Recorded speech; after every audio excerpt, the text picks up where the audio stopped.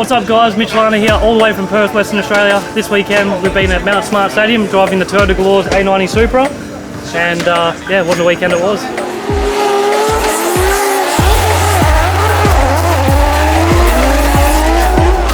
Yeah, not a lot of seat time. Obviously we came for round one for Hamptons. We organised the program to drive this car 3 days out from round one. It was all very rushed, got here last minute, the car wasn't even ready, hadn't been looked at in the off season.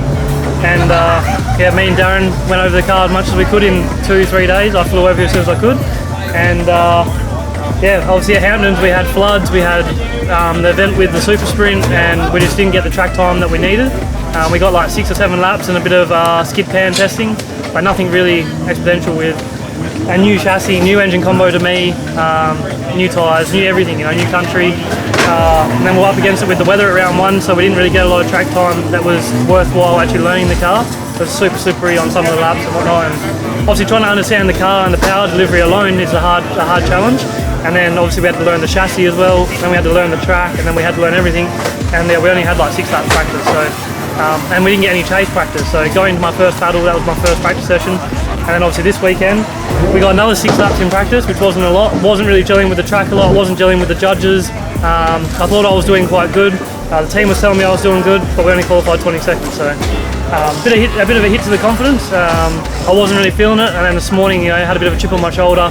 Spoke to the judges, I'm like, you need to tell me what I need to do so I can go out there and fix it. Didn't really get any solid answers, but I worked with Darren, worked with my team, and just tried to settle in the groove. Actually worked in our favour getting such a low qualifying score, because we had to go into top 24, which is a practice battle essentially to the main show in the top 16. So, and unfortunately Sean couldn't make it to the line either, so we actually got a bye run. So I was looking forward to the battle. Obviously, if you can use that as practice going into the top 16, it's good. It's an extra battle under your sleeve before getting into the main competition. And yeah, the track time's been pretty limited, so every battle we got into, I just kept opening up more and more into the car. We kept giving it a little bit more grip, and yeah, we just worked with the car as we went and tried to give it more as I adjusted to the car. And yeah, it took me a few laps to get used to it this weekend to actually work out the correct line. And then once we got it on point, yeah, we felt like we're unstoppable today. So unfortunately we got knocked out in the top 4. Made a little bit of a mistake on my part. Misjudged how fast Kurt would actually be as well. But yeah, to still make it a top 4, especially with Tay, it's good for our team. Obviously 2 top 4 finishes after average start to the first round. Now we're in the hunt for the championship and we can push hard moving forward. So.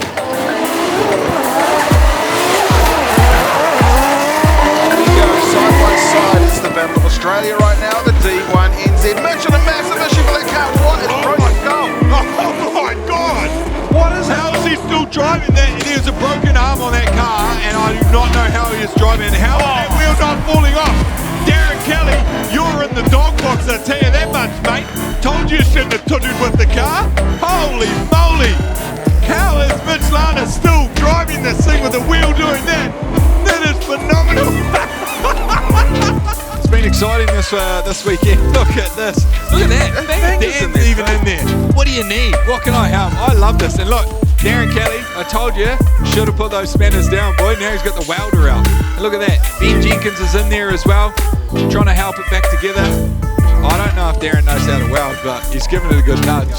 The Perth Form Trucks Galore Parts Supra of Mitch Larner. It's straight into feedback from yesteryear. Yeah, and look at this. Kurt Blackie right up on the inside there. A little bit less angle in the big VF, but Mitch Larner doing a good job out here in the lead. Running a nice wide line, and look at Kurt Blackie right up on the inside there of Mitch Larner, closing up the door. Is he what? Well, so I guess people probably don't really know, after coming here last year, like my goal's always been to come to D1 in the whole 10 years I've been competing. Obviously, as I've said before in previous videos of other stuff, New Zealand's like our little sister country, or whatever you want to call it. We're so close to each other, and obviously the driving level's so big here, the talent's so big, the atmosphere, the environment, the series is massive. So it's been a goal to come here. It just hasn't been the opportunity for the last 10 years, and we sort of like took on Europe and all that stuff. So coming here and being a part of it is something that I really wanted to do. And after coming here last year with Tay and then competing with Tay back home for 2 rounds, I said to Tay, I was like, I want to come over, so we need to work out a way to do that. And he offered obviously me to be a part of his team, share the crew.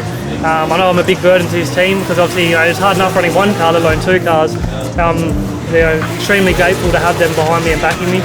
Obviously this car alone comes with a lot of support with Steve from Toyota Galore's, Brian from NDT Development, and all the other sponsors that are part of this car. So I'm grateful for their support too, which makes it worthwhile. But we were actually trying to campaign Brian's car this year. Brian was going to lend me his car for the full season and basically do the exact same program we're doing now, but we're going to use Brian's car.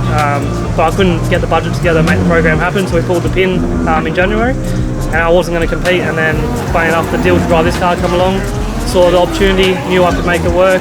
Obviously there's a lot of partners involved with this car, and it's an attraction because it's a brand new Supra, right? It's not an old 180 SX. Unfortunately, as bad as it is to say, our sport is evolving and getting bigger and better, and this car alone just attracts a lot of sponsors and obviously interest in people's eyes. So pushing this car along with the program, I knew I'd be a lot more marketable, and obviously the challenge as well of driving such a new chassis undeveloped. I wanted to know myself how these chassis are, because drifting's got to go somewhere. We're going to run out of S13 steering racks and diffs and whatnot. So for me it was more like I'm keen to try the challenge, the opportunities ahead of me, can I make it work? And in 3 days notice we made it work, and we've done 2 rounds now, and I'm stoked to see the results coming through already. Obviously that's everybody's dream, to try and get a top 4 or final or whatever in D1, and yeah, I'm just grateful for all the support to be here.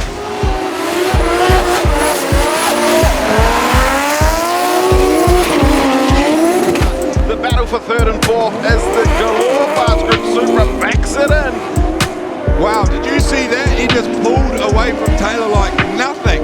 Good to see Taylor catching back up, getting right up on the door here, but less angle there from Taylor, really. Oh, a bit of contact from these two boys. Not what we want to see. Taylor James having contact with Mitch Larner through there. Just got too close. And in 3rd position, our first podium position, driving the Parts Galore Toyota Supra, Mitch Larner. Round 2, celebrating 20 years of Zealand D1NZ.